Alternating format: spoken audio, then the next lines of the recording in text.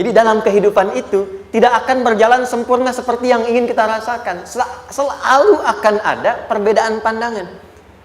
Ya, bahkan dalam kehidupan rumah tangga saja, ya maaf ya, Anda misalnya seorang istri mau ke sini saja mungkin masih bisa beda pandangan warna apa untuk jilbab yang dipakai. Ya, dengan suami bisa berbeda. Papa, bagus yang mana ya? Hijau atau kuning? Ah, kayaknya yang hijau deh gitu kan? Enggak, kayaknya kuning deh gitu kan? Masih mending ada dua pilihan, begitu dipakai pink. Bisa berbeda. Anak bisa berbeda. Jadi kesan pertama yang ingin dibangun bahwa dalam kehidupan sudah pasti akan ada keragaman pandangan. Dan yang kedua, yang tidak normal, keragaman pandangan itu boleh jadi melahirkan tindakan-tindakan yang kontraproduktif. Mungkin akan mendapatkan celaan. Allah dicela, malaikat dicela, Rasul dicela, Nabi dicela, sahabat dicela, tabi'in dicela, ulama dicela. Kita siapa yang mungkin belum menjadi bagian dari orang-orang itu dan ingin bebas dari celaan? Itu mustahil. Jelas sampai sini? Jadi kalau mendapatkan celaan, berbahagialah, berarti kehidupan kita normal. Jelas? Pernah mendapatkan celaan dalam hidup? Halo? Pernah disoal oleh orang lain?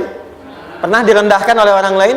Nah, Allah tuh memberi kesan kepada kita, jangankan engkau, Rasul yang paling mulia saja pernah mendapati itu. Tapi bagaimana seni mendapatkan ketahanan sehingga dalam dicela pun tetap tenang, dalam disoal pun tetap hatinya nyaman. Karena ketenangan itu yang membawa pikiran tenang dan tindakan yang terukur. Dan kadang-kadang ketenangan itu lebih penting bahkan dibandingkan dengan harta yang berlimpah. Seringkali saya berikan perbandingan dari sejak dulu kita belajar kan. Coba pilih mana? Saya yakin masih konsisten. Pilih mana? Kaya tapi gelisah atau miskin tapi tenang? Tidak boleh ada pilihan ketiga, saya tahu itu. Kaya tapi gelisah atau miskin tapi tenang? Pilih mana? Ya, saya tahu. Kaya tapi tenang. Oke, di fase ini wahyu belum turun. Nabi sudah ngajar, turun wahyu, turun al-ala, turun beberapa surah. Tiba-tiba ada masa jeda, wahyu belum turun. Sepekan belum turun, sebulan belum turun. Disitulah muncul seakan ada amunisi bagi orang-orang yang tidak senang dengan Nabi, tidak senang dengan ajakan Nabi pada kebaikan. Ini poin yang kedua. Kalau Anda berbuat baik, pasti ada tantangan. Ingat ya, kalau Anda berbuat baik, apapun itu, pasti ada tantangan. Yang menguji konsistensi kebaikan itu apakah serius untuk dilakukan atau tidak. Maka mulai muncul tuduhan. Lihatlah Muhammad dari ditinggalkan sama Tuhannya. Itu Muhammad udah gila tuh, naik turun bukit, naik turun lagi, kayak orang bengong. Muhammad udah ada beban di pundaknya. Jangankan umatnya, Rasulnya saja yang mengklaim Rasul punya masalah katanya, ya kan? Dan ditinggalkan Tuhannya, kok masih mau ikut Muhammad? Maka dalam keadaan itulah kemudian ditunggu, naik turun, turunlah kemudian dua surah sekaligus, surah 93, surah 94, yaitu surah Ad-Duha dan Al-Insyirah.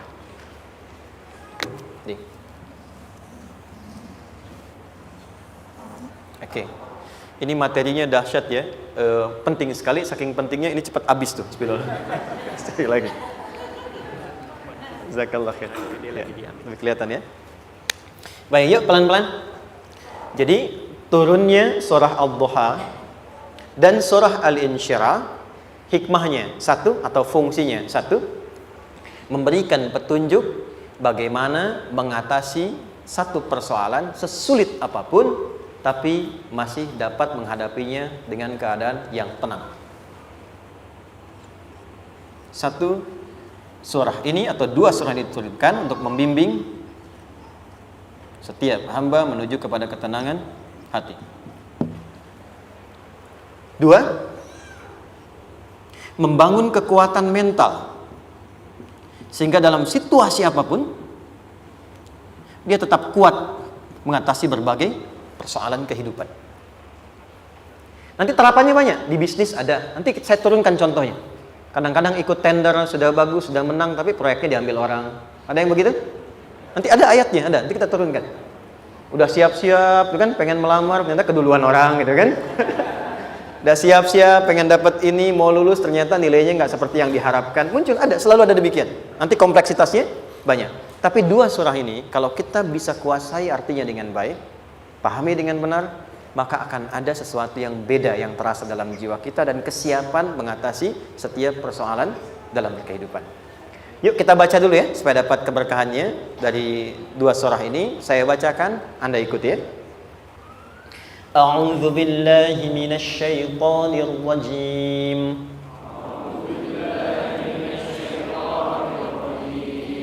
Bismillahirrahmanirrahim.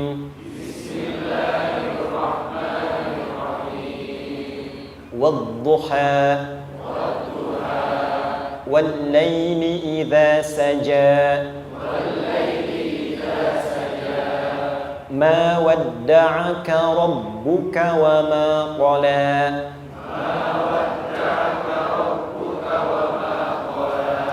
ma wadda'aka rabbuka wa ma qala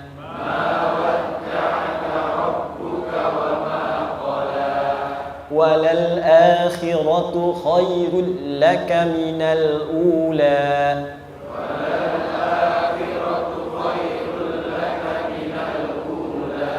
wala sawfa yu'tika rabbuka fatarda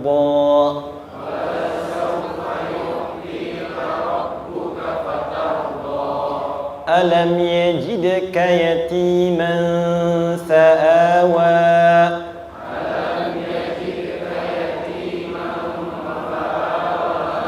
ووجدك ضالا فهدى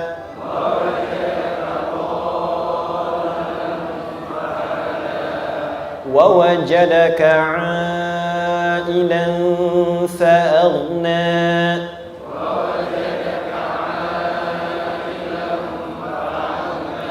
فأما اليتيم فلا تقهر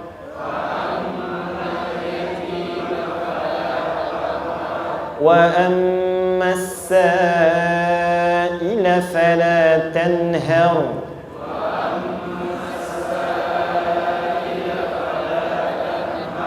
وأما بنعمة ربك فحدث.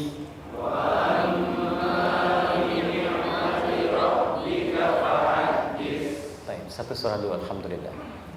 Izin saya bacakan tadi untuk diikuti supaya setidaknya kalau kita pulang dan ditanya bagaimana hidupmu engkau jalani, seperti apa engkau berinteraksi dengan Quran yang telah aku turunkan, maka kita pernah menjawab, ya Allah kami pernah bacakan itu. Jangan pernah kita berkehidupan sampai wafat dan tidak pernah berinteraksi dengan Quran walaupun sekedar membacanya. Wadduha, aku bersumpah, setiap huruf waw yang berada di awal kalimat di satu surah itu makna utamanya berarti sumpah. Ya, qasam, sumpah. Seringkali diartikan demi, ya. Wal asri, demi masa. Wal fajri, demi waktu fajar. Wal laili, demi malam. Intinya sumpah. Sebentar, pelan-pelan. Kalau Allah menyampaikan sesuatu kepada kita, yakin tidak? Saya ulang, yakin tidak? Serius? Hah? Kalau yakin, kenapa tidak dilakukan? Ya, itu pertanyaan besar ya. Baik, kalau Allah menyampaikan, Allah tidak bersumpah pun harusnya kita yakin. Tapi kalau Allah bersumpah dalam kaidah ilmu tafsir, berarti ada sesuatu yang sangat penting, yang saking pentingnya akan sangat dibutuhkan oleh setiap hamba, sehingga diminta setiap hamba itu fokus menyimak apa yang mau disampaikan. Bahkan saking pentingnya menyimak itu, Allah bersumpah. Jelas? Jadi kalau teman-teman menemukan di Quran ada ayat dibuka dengan sumpah, berarti ada kasih Allah yang tinggi yang akan disampaikan di ayat itu sampai meminta kita fokus untuk menyimaknya. Ad-duha, untuk memudahkan maknanya, teman-teman kalau waktu duha itu jam berapa ya? Oke, sebetulnya dimulai sejak matahari itu mulai naik, yang memantulkan ya atau menyinari cahayanya itu mulai terasa lembut. Ya, kalau misalnya kita ambil 1,5 jam setelah subuh. Sekarang subuh 4:30 lah, taruhlah 4:30 ya. 1,5 jam berarti jam 6 kan? Nah, itu awal duha tuh. Awal duha. Sampai ke pertengahan kurang lebih 9:30, jam 10. Akhir duha jam 11 sampai menjelang ke zuhur. Awal duhanya disebut dengan syuruk namanya. Syuruk. Jadi syuruk tuh awal duha. Kalau sudah jam 6 ada cahaya matahari ya. Enak nggak ke tubuh kita itu? Nyaman nggak? Jam 8 enak nggak kalau berjemur ya? Jam 9 enak ya? Nah, ini kata kiasan dalam bahasa Arab. Kalau kita merasakan sesuatu yang enak, nyaman, memberikan manfaat yang banyak, itu orang Arab sering memberikan kiasan dengan waktu-waktu tertentu. Di antaranya duha. Jadi kalau kita menemukan kalimat duha, jangan langsung diartikan ke waktu duhanya. Boleh jadi yang diinginkan adalah makna di balik itu, yaitu semua kenikmatan dan kenyamanan yang didapatkan. Cara mengartikan ini, wadduha, aku bersumpah, kata Allah, ya Muhammad, demi semua kenikmatan yang kau rasakan dalam hidup, seperti engkau merasakan kenikmatan cahaya duha itu. Jelas? Wal laili idza saja, dan aku bersumpah, al-lail, lail itu apa? Malam. Baik, lail turunannya, layali jamaknya, lela, lili, lala, itu malam. Jadi kalau ada ibu leli, ibu malam-malam ya. Lail. Oke. Lail itu malam. Malam gelap nggak? Gelap. Tapi kalau gelapnya gulita, tidak ada cahayanya, gelap betul gitu. Gelap ya. Misalnya sedang kita dapati misalnya satu momentum padam lampu, padam semua, dan pas gerhana misalnya gelap sekali. Nah, itu bahasa Arabnya disebut dengan saja namanya. Ya, saja. Wal laili idza saja. Dan malam apabila telah gulita. Zaman Nabi kan gak ada lampu ya, belum ada PLN ya, dan seterusnya. Jadi gelapnya betul-betul gelap. Saya mau tanya sebentar, biasanya kalau situasi gelap itu mudah nggak menemukan benda tertentu? Melangkah mudah atau sulit? Tidak mudah untuk dilakukan kan? Dalam bahasa Arab, kalau kita ingin mengungkapkan satu kegamangan yang luar biasa, sampai kita merasakan gelap dan sulit melangkah, bukan hanya karena nggak ada cahaya, mungkin karena ada pekerjaan tertentu yang menyulitkan, masalah tertentu yang menyulitkan, sehingga merasa seakan-akan kita tuh gelap. Makan nggak enak, melangkah susah. Pernah nggak merasakan situasi yang saking beratnya satu beban itu seakan-akan makan nggak mau, melangkahnya berat, ada vertigo, kadang-kadang pusing. Pernah merasakan itu? Itu bahasa Arabnya, wal-laili idza saja. Perhatikan kalimatnya, ya Muhammad sallallahu alaihi wasallam, aku bersumpah demi semua kebahagiaan dan kenikmatan yang engkau pernah raih, seperti merasakan kenikmatan cahaya duha. Dan mungkin persoalan hidup yang pelik yang membuat engkau merasakan kesulitan, seakan-akan merasa di suasana gelap yang gulita. Ma wadda'aka rabbuka wa ma qala. Tanamkan dalam jiwamu yang paling dalam, aku tidak akan pernah meninggalkanmu. Ada suami pulang dari pekerjaan, mendapati istri sedang termenung dan mengalir air matanya. Tiba-tiba suaminya datang mengatakan, hangat sekali pada istrinya, di sampingnya, membelainya dan mengatakan, "Ma, demi semua suka yang pernah kita lalui bersama, dan demi duka yang mengalirkan air matamu saat ini pun, tanamkan dalam hatimu yang paling dalam, Papa akan selalu bersama Mama dalam setiap situasi itu." Kira-kira para ibu merasakan itu bagaimana perasaannya? Masa sih? Tapi itu menarik loh. Menarik ya. Jadi kalau teman-teman ngaji surat Yusuf, di surat Yusuf itu laki-laki diilustrasikan dengan matahari, perempuan diilustrasikan dengan rembulan. Ya. Inni ra'aitu ahada asyara kaukaba wasyamsa wal qamara ra'aituhum li sajidin. Ayah, aku melihat bulan dan matahari serta 11 gemintang sujud hormat kepadaku. Jadi matahari diartikan itu sebagai laki-laki, suami, ayah. Kenapa disebut matahari? Diilustrasikannya, matahari itu kan menyengat dengan kuat. Kalau kita menjemur, mengeringkan pakaian, melindungi. Tipikal suami itu melindungi. Ada yang ganggu istri, sengat dengan kuat. Ada air mata yang mengalir, hei, keringkan itu sehingga tidak larut air mata mengalir di pipinya. Itu matahari. Sebaliknya rembulan. Rembulan itu kan enak dipandang, bukan bulannya ya. Bukan bulannya. Kalau bulannya kan desainnya nggak sempurna, baik terlihat. Tapi cahaya rembulannya. tampil dengan indah, tampil dengan baik, enak dipandang, menenangkan, dan tidak tertukar. Jangan sampai ada istri jadi matahari, suami jadi rembulan. Jelas ya? Dengan kekuatan bulan aku menghukummu, ya kan? Itu salah. Oke. Tahan sampai sini, tahan. Lihat baik-baik. Saya berhenti sampai sini dulu. Kalau di Quran ada ayat menyebutkan, tidak spesifik orang yang disebutkan dan kapan kejadiannya, maka peristiwa itu akan terjadi dan dialami oleh kemungkinan generasi berbeda di setiap masa dengan tokoh berbeda tapi perasaan yang serupa. Sebaliknya, kalau disebutkan namanya, jelas identitasnya, kapan kejadiannya, maka peristiwa itu hanya akan menimpa orang tersebut dan tidak akan dialami lagi orang lain setelahnya. Saya tanya dulu yang akhwat, yang perempuan, kenal Maryam? Kenal, bagus. Kenal di mana? Maryam anaknya Imran, mengandung, melahirkan Isa alaihissalam, Yesus Mesias, tanpa disentuh laki-laki manapun. Dan di Quran identitasnya disebutkan langsung, Maryam binti Imran, wa Maryam ibnata Imran. Ini menunjukkan kesan bahwa yang mengandung dan melahirkan tanpa disentuh laki-laki manapun, itu hanya Maryam anaknya Imran. Ingat ya, mengandung, melahirkan tanpa disentuh laki-laki manapun. Bukan mengandung, melahirkan tanpa suami, kalau itu banyak dia. Ya, mengandung, melahirkan tanpa disentuh laki-laki manapun. Hanya Maryam binti Imran. Tapi kalau nggak disebutkan siapa orangnya, kapan kejadiannya, tidak detail disebutkan, ini artinya situasi itu akan dialami kembali oleh orang di masa depan dengan generasi yang berbeda tapi substansi yang sama. Pertanyaannya, pernahkah kita mengalami situasi yang sulit sampai seakan merasa gelap?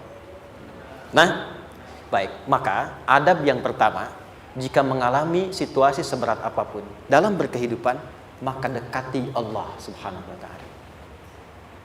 Ini awalnya, dekati Allah. Apalagi kalau ada yang mengatakan ini nggak mungkin, ini nggak akan terjadi, ini nggak bisa. Kalau sudah ada tanda seperti itu tanda langsung dari Allah supaya Anda diminta langsung mendekat kepada Allah dan tinggalkan semua makhluk. Karena Allah hanya akan mengabulkan langsung kepada Anda tanpa perantara siapapun. Itu yang terjadi pada Nabi Zakaria. Ini nggak mungkin, ini mustahil. Maka beliau langsung memohon kepada Allah dan langsung menyebutkan, ya Allah, saya minta darimu saja, tidak dari yang lain. Maka dikabulkan seketika. Jadi yang pertama, jika punya kesulitan sebesar apapun, seberat apapun, cepat dekati Allah. Maka di situ akan dijawab langsung oleh Allah, ma wadda'aka rabbuka wa ma qala. Hambaku, sepanjang engkau mendekat kepadaku, maka yakinkan dalam dirimu, situasi apapun yang kau rasakan, aku tidak akan pernah meninggalkanmu. Sudah? Satu? Paham sampai sini? Oke. Pelan-pelan ya. Saya belum bicara caranya. Saya baru bicara di awal motivasinya. Dekati Allah dulu, nanti caranya didetilkan di surah Al-Insyirah. Teruskan. Ma wadda'aka rabbuka wa ma qala. Walal akhiratu khairul laka minal. Perhatikan. Hei, seberat-berat bebanmu saat ini, ingat, satu saat akan tuntas. Dan ini pun ujian. Kalau sudah meninggal, gak ada ujian lagi. Dan nanti kehidupan yang sekarang, apapun yang kau pertentangkan, perdebatkan, perselisihkan, itu semua akan ditinggalkan. Jadi ternyata Allah mengungkap hakikat kehidupan dunia. Apapun yang diperselisihkan, tuh unik ya. Orang berselisih pada yang akan ditinggalkan. Aneh nggak? Ada orang berebut makanan, ya kan? Rebutan sampai berkelahi dan sebagainya. Pada akhirnya, makanan yang diperebutkan itu pun akan ditinggalkan. Yang ini meninggal, itu meninggal. Jadi memperebutkan sesuatu yang pada akhirnya akan berakhir. Kata Allah, Allah sampaikan, jika Anda mengalami situasi, sesuatu yang mungkin membuat berat, tanamkan pada jiwa kita, hei, yang aku kejar-kejar ini, boleh jadi aku akan tinggalkan juga. Kenapa aku harus menangisi dan larut pada sesuatu yang tidak abadi? Maka Allah hibur kita dengan mengatakan, kamu tenangkan diri dulu. Semua yang kamu pikirkan sampai membuat kamu berat begini, pada akhirnya kamu tinggalkan, dan yang abadi itu akhirat. Walal akhiratu khairul laka minal. Dua, pelan-pelan sikapi setiap masalah dengan proporsional. Jangan terlalu larut dalam sesuatu. Dapat job satu, pengen, udah siap, kontraknya besar, tiba-tiba hilang. Dipikirin, Anda mikirkan itu pun nggak akan balik. Proporsional aja dulu. Ya, nanti caranya akan turun nanti di alim syirah. Tenangkan diri dulu. Prasangka baik kepada Allah Subhanahu wa taala. Boleh jadi apa yang Allah ingin berikan sebagai pendahuluan sekarang belum sampai kepada kita karena Allah menyiapkan yang lebih baik di balik itu. Kita belum tahu ada apa di balik itu sehingga kita tidak dapatkan itu. Sehingga kemudian Allah katakan walal akhiratu khairul laka minal ula. Teruskan wala saufa yu'tika rabbuka. Pelan-pelan, orang yang punya sikap seperti ini itu cenderung lebih dekat mendapatkan ridha Allah dibandingkan dengan orang-orang yang larut dalam kesulitan. Orang yang move on dengan setiap persoalan dalam kehidupan, cepat berpikir secara proporsional, tidak menggantungkan hidupnya pada persoalan tertentu sehingga membuat dia menjadi beban, itu lebih mendekatkan dirinya kepada ridha Allah dibandingkan dengan orang yang meratapi persoalan hidupnya. Ya. Pelan-pelan. Jadi spiritnya, kalau punya masalah apapun, jangan dilarutin terus. Gak usah diratapi, cepat move on. Berpikir lagi, rencanakan lagi. Nanti, detailnya ada di Al Insyirah. Tapi poin besarnya, janji Allah mengatakan, kalau Anda bisa move on, proporsional, maka yang dijanjikan oleh Allah, di situ Allah percepat datangnya ridha Allah Subhanahu wa taala. Kalau ridha Allah sudah datang, maka akan dua yang diberikan. Pertama kali, ketenangan di dalam jiwa, dan yang kedua, kemampuan untuk berikhtiar lebih baik mencapai apa yang diinginkan. Satu, kalau ridha Allah sudah diberikan pada seorang hamba, yang pertama diberikan ketenangan dalam jiwa. Bukan dunianya dulu. Bukan apa yang Anda ingin harapkan dulu. Pengen sesuatu, ya, pengen materi, pengen kedudukan, pengen lulus anaknya ujian, ya kan? Tiba-tiba terjadi sesuatu, diratapin, alih-alih meratap, alih-alih membuat status, alih-alih menyulitkan diri, kata Allah, terima dulu proporsional. Setelah itu dekatkan diri kepada Allah, turun ridha Allah, begitu turun yang pertama diberikan ketenangan kepada hati. Tenang dulu. Kalau sudah tenang, nanti dibimbing menyelesaikan apa yang sedang dihadapi itu. Itu poin yang ketiga. Pelan-pelan. 4. Kita masuk ke detail sekarang. Perhatikan baik-baik. Ini yang paling menarik. Alam yajidka yatiman fa'awa. Muhammad SAW, bukankah dulu engkau yatim? Punya banyak masalah? Aku selesaikan juga. Ayahmu meninggal sebelum lahir, ada ibu. Ibu meninggal, ada kakek. Kakek meninggal, ada paman. Ya kan? Ada teman yang menemani Sayyidah Khadijah, teman yang setia, semua kebutuhan tersedia. Artinya Pak, perhatikan baik-baik. Kalau Anda punya masalah sekarang, jangan sampai melupakan yang dulu-dulu pun pernah tuntas Allah selesaikan. Jadi kalau sekarang sedang punya persoalan, jangan sampai satu masalah ini membuat Anda kehilangan harapan dan kehidupan. Sementara Anda sadar, dulu pun banyak masalah kok selesai juga. Kenapa dengan yang satu ini kita harus jatuh? Sekarang usia berapa? 20, 30, 40, 50. Sekarang usia 50 tahun, ada masalah, baru 5 menit datang sudah merasa jatuh. Yang 50 tahun ke belakang yang banyak selesai itu kita nilai atau tidak? Maka kata Allah, seperti yang dulu pernah aku selesaikan ribuan masalah itu, yang sekarang pun mudah aku tuntaskan. Jelas? Nah, secara psikologi, orang-orang yang selalu bertindak seperti itu akan selalu punya harapan lebih tinggi untuk menyelesaikan persoalannya. Jadi kalau sedang punya masalah, pikirkan yang dulu juga selesai, masa yang sekarang nggak selesai. Itu prinsipnya. Secara psikologis demikian. Jelas ya? Oke. Wa wajadaka dhallan fahada. Muhammad, dulu engkau pernah mengalami melihat masyarakat banyak berbuat yang tidak baik, aku berikan petunjuk. Kuncinya fahada di situ. Orang yang punya motivasi kuat dan keyakinan untuk bisa menyelesaikan persoalannya, maka dia akan lebih cepat mendapatkan petunjuk Allah untuk mendapatkan solusi terbaik. Ada sini. Saya agak cepat ya, mohon izin. Wa wajadaka 'ailan fa'aghna. Bahkan, maaf, bukan sekedar selesai, kalau perlu saya bikin kaya, kata Allah. Aghna itu kalau ilmu, ilmunya luas. Kalau harta, hartanya banyak. Kalau kedudukan, kedudukannya tinggi. Hei, engkau yang sedang mengejar kedudukan, aku tahan sebentar karena ada yang nggak bagus untukmu di sini. Tapi kalau kamu terima, aku angkat itu lebih daripada apa yang kamu harapkan. Kamu pengennya bintang 2, aku naikkan sampai bintang 4. Kalau perlu 5 sekalian. Hei, kamu yang ingin kampus di sini, aku tahan, bahasa kamu nggak lulus, kamu nangis, kamu mengadu, kamu datang pada orang tuamu. Orang tua mulai protes, mulai curhat macam-macam. Terima dulu. Mungkin di sini ada yang tidak baik seperti doa ibumu yang sering memohon, ya Allah, jangan sampai anakku berbuat yang salah. Jangan sampai terjebak narkoba. Jangan sampai terbawa tawuran. Di sini ada yang kurang tepat untukmu. Kalau kamu ridha, kamu terima, kamu proporsional, bahkan aku pindahkan ke kampus yang lebih baik yang tidak kamu bayangkan sebelumnya. Di orang-orang yang selalu menerima apa yang Allah ujikan dan ridha dengan itu, maka Allah akan angkat derajatnya bahkan melebihi ekspektasi dirinya. Paham? Kalau sudah seperti itu, maka lihat ujung ayatnya. Lihat ujung ayatnya. Fa'ammal yatima fala taqhar. Maka jangan pelit berbagi kepada orang lain. Share. Kalau sudah sukses, share. Berbagi, bukan hanya materi, bagi ilmunya, ya, bagi kebahagiaannya. Wa ammas sa'ila fala tanhar. Jangan sampai nunggu orang minta. Kalau lihat ada kawan yang butuh, sekarang Anda sukses. Tapi boleh jadi kesuksesan Anda itu tangganya dari teman-teman Anda. Kalau sudah teraih ke atas, lihat lagi anak tangganya ke bawah. Ajak teman, jangan ditunggu minta. Ajak, bawa dia, berikan peluang. Jangan sampai dia minta, apalagi Anda bentak-bentak. Aku kan yang dulu bantu kamu. Jangan sampai keluar kata-kata itu. Kamu bisa naik di atas karena aku kan yang dulu bantu kamu. Kamu bisa jadi pemeran utama karena aku yang rekomendasikan. Karena aku yang dorong kamu, misal. Jangan sampai keluar kata-kata itu. Apalagi langsung keluar, tidak. Ini karena ilmuku saja misalnya. Kalau itu bisa dilakukan dengan baik. Lihat ujungnya. Wa amma bi ni'mati rabbika fahaddits. Maka semua nikmat yang dirasakan akan mudah untuk diimplementasikan dan disyukuri. Jadi semua nikmat itu bukan cuma dirasakan. Jadi membagi semua nikmat itu adalah rasa terbaik untuk menikmatinya.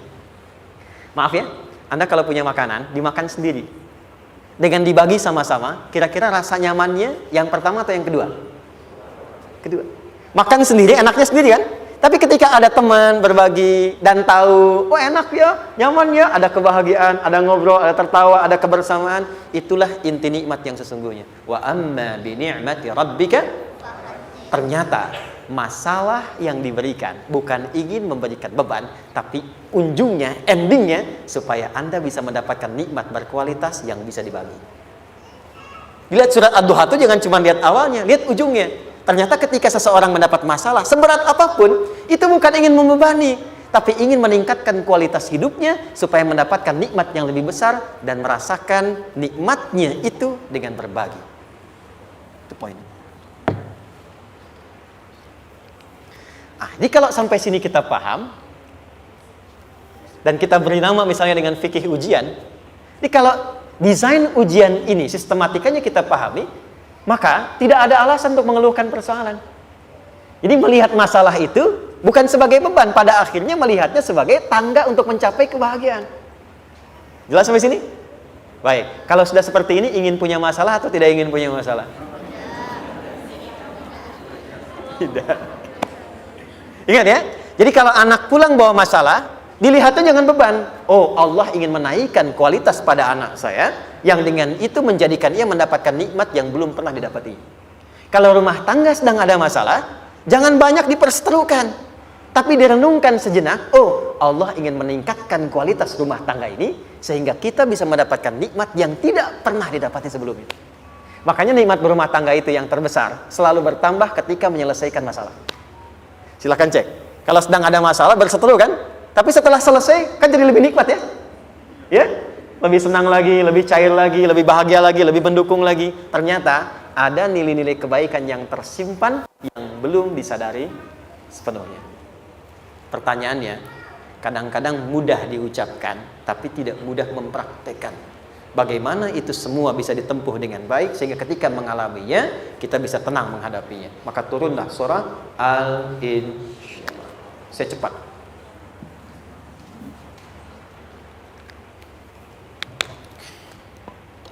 Teman-teman, ini apa?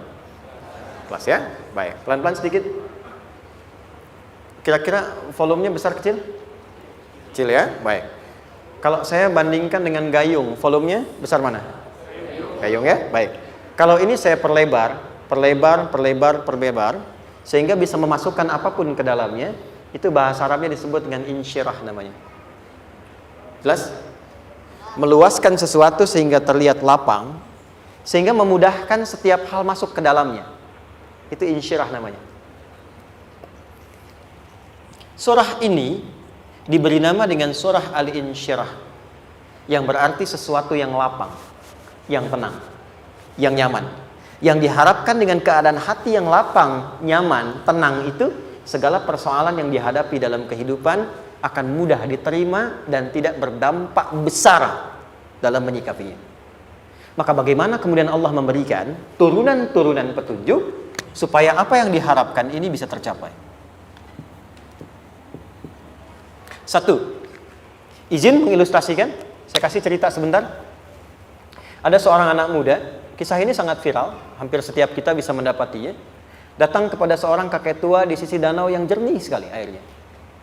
Dia berkeluh kesah tentang persoalannya. Dia katakan, saya punya masalah begini. Berat sekali terasanya. Kakek itu kemudian permisi, dia hanya membawa 2 genggam garam. Kemudian beliau bawa 1 gelas, ilustrasinya seperti ini. Dimasukkanlah kemudian garam itu ke gelas itu. Lalu diambil 1 gelas air yang jernih tadi dengan garam segenggam. Kata beliau, minum. Pemuda itu mengatakan, wah asin, minum aja dulu. Lalu ketika diminum, langsung ditumpahkan. Dia muntahkan, asin katanya. Lalu setelah itu kakek yang tadi melepaskan segenggam sisanya, dilempar ke danau tadi yang luas.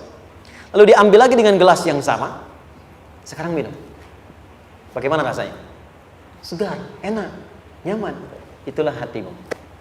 Kalau hatimu sempit sesempit gelas ini, maka masalah sekecil apapun akan selalu menghadirkan kesulitan seperti engkau menelan garam tadi. Tapi kalau hatimu luas, sebesar apapun masalah, tidak akan pernah berdampak pada dirimu kecuali engkau mampu menyusun rencana untuk mengatasinya. Kelapangan hati yang membuat diri kita mampu menerima persoalan apapun, itu yang disebut dengan insyirah. Makanya dulu tahun 90-an ada sinetron Hati Seluas Samudra gitu ya. Saya pernah tahu itu. Sama anaknya diapa-apain juga, masih aja ya menerima gitu. Dulu siapa ya? Jeremy Thomas dan lain-lain ya. Saya kira ada itu. Ya, saya kira itu ya. Saya pernah lihat sejenak ya. Saya jarang-jarang nonton itu. Pernah lihat aja. Saya senang riset. Jadi kalau riset itu ada riset dakwah, ada riset materi. Saya teman-teman yang musik gitu ya, saya tidak terlalu dekat dengan musik karena saya di Quran gitu. Tapi untuk mengetahui hukum musik itu bagaimana, saya riset. Sampai ke notasi saya tahu.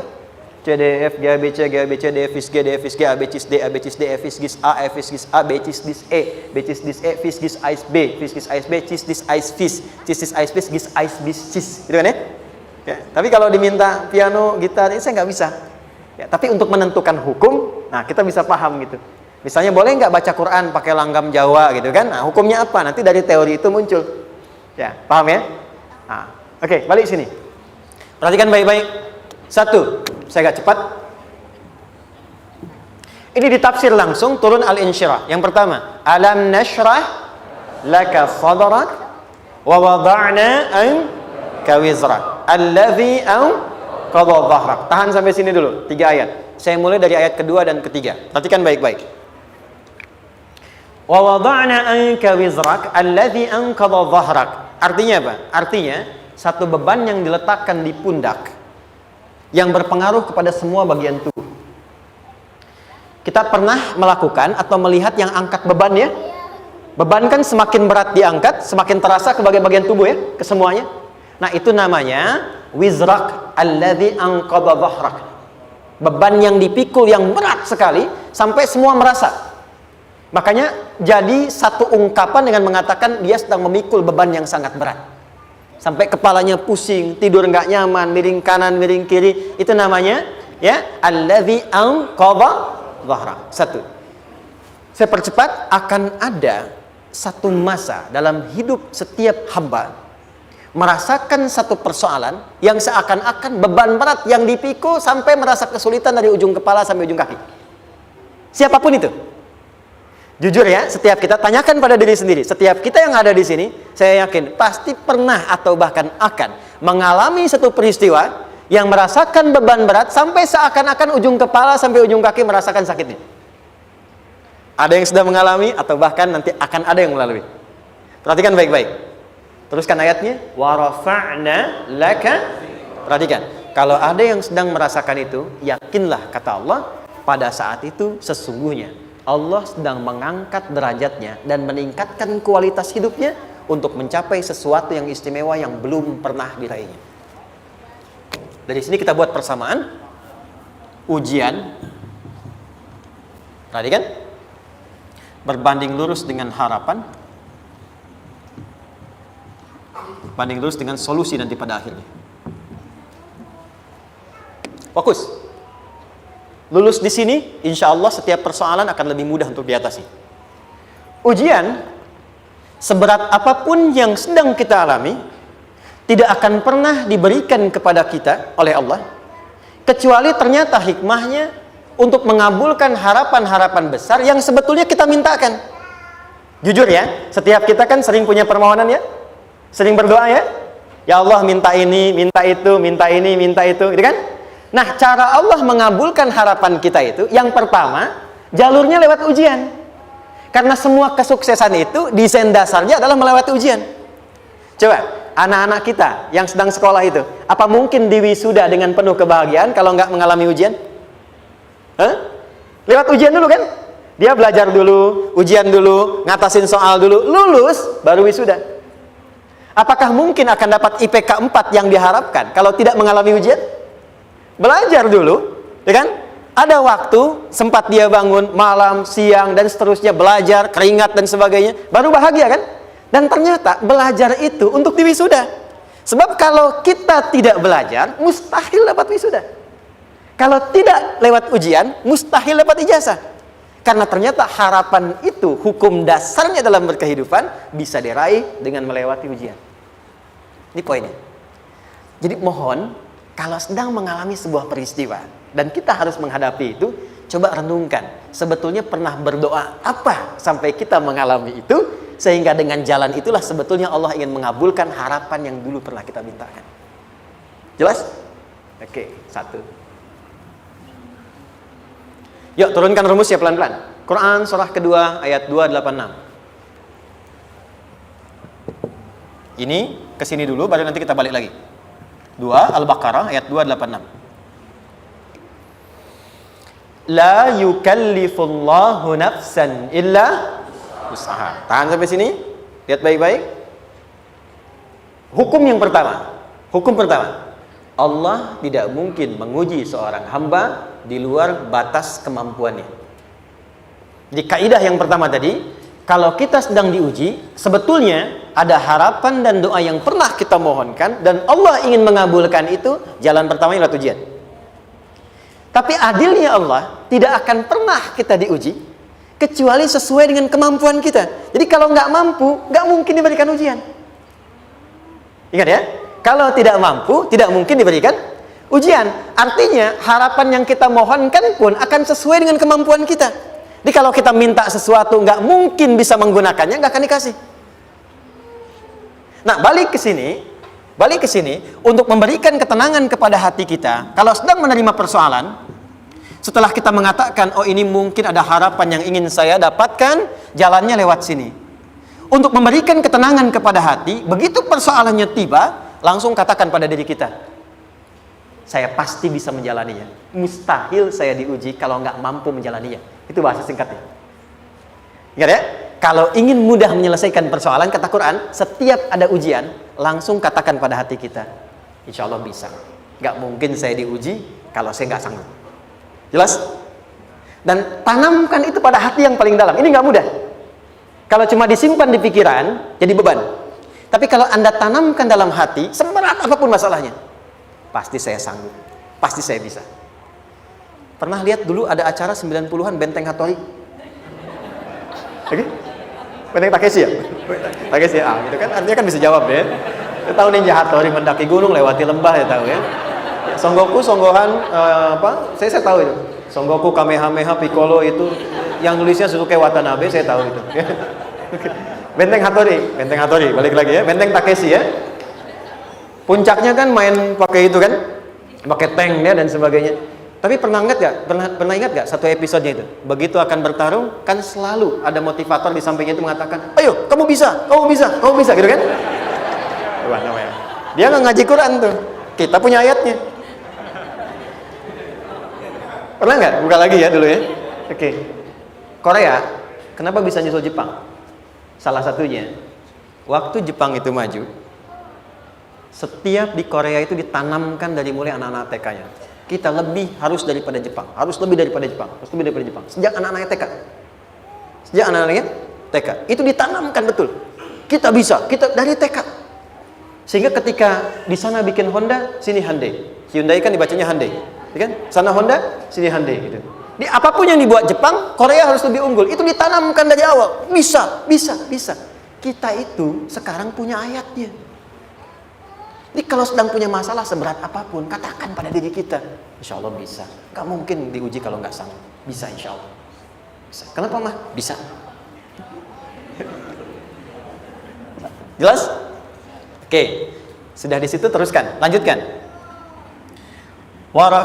Warafa'na laka dzikra. Teruskan. Fa inna ma'al usri. Nah, ini poin terbesarnya. Fa inna ma'al usri yusra. Fa huruf yang menunjukkan sesuatu berlangsung dengan cepat. Inna di ilmu nahwunya berbunyi begini, di gramatikal bahasa Arab. Harfu nasbin wa taukidin. Tansibul isma wa tarfa'ul khabara. Mabniyun 'alal fathi la mahalla lahu min al-i'rab. Paham? Tidak. Inna huruf yang digunakan untuk menguatkan informasi agar ditancapkan ke dalam hati sekuat-kuatnya dan jangan pernah ragu. Jadi kalau orang Arab itu nancapkan tongkat begini dan kuat, tidak goyah, itu nasab namanya. Nasabar rajul asahu fil ardi. Inna ini harfu nasab. Jadi kalau ada di Quran dibuka informasinya dengan inna, maksudnya begini, hei, tancapkan informasi dalam hatimu dengan kuat, jangan pernah ragu. Yakinkan pada dirimu. Apa yang harus diyakinkan? Ma'al usri yusra. Inna ma'al usri yusra. Usrun sama dengan yusrun. Lari ke sini. Oke. Apa artinya usrun? Sulit. Oke. Sulit itu ada dua. Ada sa'bun, ada usrun. Kalau kesulitan yang relatif, kata si A sulit, si B mudah, itu sa'bun namanya. Contoh, kata si fulan, bahasa Jepang susah. Padahal kata yang lain tidak. Saya ke Jepang, anak-anak kecil begini bisa bahasa Jepang, gitu kan? Bagi mereka mudah, gitu ya. Saking mudahnya gitu. Kata shiwa, gitu. Anak-anak kecil, bagi mereka mudah, bagi kita belum tentu. Itu sa'bun. Inna lughatal yabaniyah sa'bah. Relatif. Tapi kalau kesulitan yang sifatnya mutlak, semua orang mengatakan sulit. Maaf, bawa mobil, sulit atau mudah? Bukan mengendarai ya, bawa mobil, bawa. Sulit ya? Sulit ya? Baik, sepakat sulit semuanya. Nah, itu dalam bahasa Arab dikenal dengan usrun. Kesulitan yang semua sepakat bahwa itu susah. Sulit, semua sepakat. Dan ketika ada orang bicara, aku sedang punya masalah begini. Semua mengatakan, wah itu nggak mudah, itu nggak mudah. Itu usrun namanya. Lawannya, kemudahan yang relatif disebut sahlun. Tapi kemudahan yang semua sepakat bahwa itu mudah, itu yusrun namanya. Mengangkat spidol, semua mengatakan mudah, ringan. Itu yusrun namanya. Perhatikan, Allah tidak memasangkan sa'bun dengan sahlun, tapi memasangkan usrun dengan yusrun. Orang-orang yang punya keyakinan kuat, setiap persoalan itu akan selesai. Dan dia mengatakan pada dirinya, aku bisa melewatinya. Maka, perhatikan kalimatnya kata Quran. Inna ma'al usri yusran. Sesulit apapun masalah yang sedang dia alami, maka Allah akan datangkan solusi semudah-mudahnya yang bisa dia nikmati. Dengan kata lain, kalau kita bawa ke bahasa psikologi, kalau sedang menghadapi persoalan seberat apapun, selain kita mengatakan, ini pasti bisa saya lalui, saya insya Allah sanggup mengatasinya, katakan pada diri kita, ini pasti selesai. Pasti ada solusinya, pasti mudah. Katakan, walaupun memang solusinya belum datang, tapi tenangkan pada diri kita dengan mengatakan, inna ma'al usri yusra. Bahasa psikologinya, katakan pada diri kita, ini pasti selesai.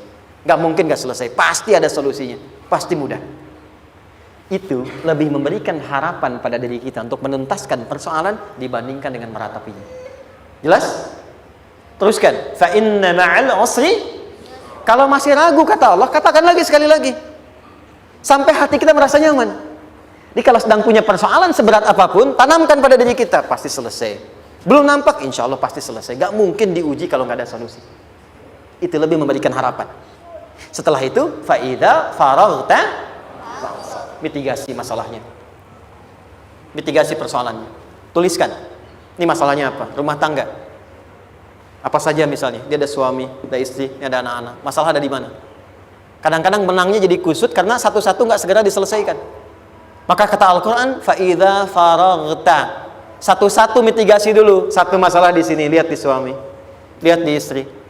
Kalau pekerjaan, masalahnya apa? Sebelum bercabang kemana-mana, petakan. Apakah rekanannya? Apakah relasinya? Apakah kemampuannya? Apakah manajerialnya? Apakah marketingnya? Mitigasi, kotaki semua, selesaikan satu-satu. Setelah itu, apa yang dilakukan? Wa ila rabbika, tawakal sepenuhnya kepada Allah untuk menentukan hasilnya. Tawakal itu yang paling mahal.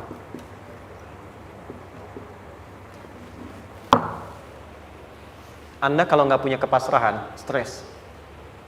Karena selalu memikirkan apa yang mau dikerjakan dan selalu orientasi pada hasil. Kita punya tawakal. Kalau kita mampu menyerahkan sesuatu, gini, di sini ada orang yang paling jago misalnya main basket. Ada pertandingan basket. Begitu dibuka, udah tim musyawarah serahkan aja pada si fulan. Kan? Dia yang paling jago, dia.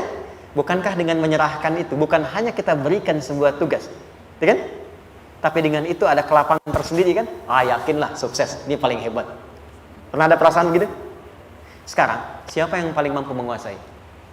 Siapa yang paling hebat menyelesaikan segala hal? Siapa yang punya segalanya? Bukankah Allah? Orang-orang yang punya tingkat tawakal yang tinggi, maka satu, dia akan lebih stabil keadaan mentalnya dan tidak akan pernah gelisah dengan kekecewaan. Nggak ada kecewa. Karena tawakal itu kalau sudah kepasrahan pasti menerima hasil. Kalau sudah tawakal, terserah Allah tetapkan apa saja. Mau dapat sekarang, dapat besok, dapat nanti.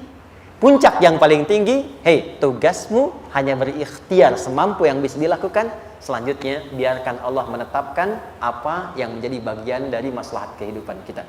Saya tutup. Cara Allah menjawab harapan kita ada 3. 1. Memberi langsung apa yang kita mintakan. 2. Menunda itu sampai kita siap menerimanya. 3. Mengganti apa yang kita inginkan dengan apa yang kita butuhkan. Saya ulang ya. 1. Memberi langsung apa yang kita mohonkan. Misal, ya Allah saya ingin A misalnya, anak saya pengen ke ITB. Tapi nggak mungkin tiba-tiba langsung masuk ITB kan? Pasti lewat ini dulu kan? Ada ujian dulu, ikut tes dan seterusnya diterima sesuai. 2. Kadang menunda sesuatu sampai dia sanggup menjalaninya. Anda punya anak usia 5 tahun, pengen diberikan motor. Anda mampu untuk memberi motor, dikasih nggak? Tidak. Sampai dia sanggup mengendarai motor, baru Anda berikan. Terkadang ada yang kita minta sekarang, tidak didapati sekarang. Tapi ternyata tahun depan kita dapat. Kita harus sadar bahwa anugerah yang kita dapatkan tahun depan itu sebetulnya adalah hasil doa kita di tahun ini. Pernah dengar nggak kisah viral? Nabi itu berdoa, baru dikabulkan setahun setengah. Setahun 6 bulan. Padahal itu Nabi loh. Kiblat pertama kita kemana? Palestina kan? Baitul Maqdis kan? Nabi berdoa, mohon terus nengok ke langit. Al-Baqarah 144, minta, jawabannya turun setelah setahun setengah, setahun 6 bulan. Ada yang mengatakan di tafsir setahun 8 bulan, baru dikabulkan setelah setahun setengah. Padahal kurang soleh apa Nabi? Nabinya siap, mungkin umatnya yang belum siap. Nabinya siap, tapi ada tantangan di masyarakat yang tidak mudah, yang mungkin bisa meruntuhkan dakwah, baru dikabulkan setahun setengah. Ketika semua umatnya sudah bisa siap menerima itu. Boleh jadi apa yang diminta orang tua sekarang terkabulnya mungkin belasan puluhan tahun pada anaknya yang nomor sekian. Tahu Imam Syafi'i? Imam Syafi'i itu kan nama aslinya Muhammad. Bapaknya Idris. Kakek yang ke atas, yang ketiga namanya Syafi'i. Kenapa disebut Imam Syafi'i? Dinisbatkan pada kakek yang ke atasnya. Ternyata kakeknya ini seorang ulama besar, saleh, memohon kepada Allah. Setiap di keturunannya ada yang bisa menggantikan lebih soleh, lebih baik lagi. Ternyata yang didapatkan bukan dari anaknya, tapi generasi keturunan yang kesekian. Anda belum sekarang bisa hafal Quran. Misalnya, Anda bermohon, berdoa, boleh jadi yang hafal, mungkin bukan di anak, bisa di cucu, bisa di bagian keluarga yang lain. Maka, terkadang tawakal itu tidak hanya memberikan hasil yang cepat, tapi memberikan keindahan yang terasa tertunda, tapi melengkapi kebahagiaan yang dirasakan. Penutupnya, boleh jadi minta ke ITB, diterimanya di Unpad. Minta motor, dapatnya mobil. Kalau itu senang, luar biasa. Minta mobil, dapatnya motor, gitu kan? Ternyata kadang-kadang di sini yang terakhir, saya tutup, Allah mengabulkan apa yang kita butuhkan, bukan apa yang kita inginkan. Anak Anda sakit, dibawa ke dokter. Kata dokter, jangan dulu makan jeruk. Maka Anda pulang, dia minta jeruk. Anda berikan apel. Saya nggak mau apel, mah. Saya pengennya jeruk. Nggak apa-apa, nah. Ini apel rasa jeruk, misalnya kan. Anda berikan. Ternyata apa? Bukan ingin menyakiti dan tidak mengabulkan keinginan anak, tapi lebih memberikan apa yang dia butuh.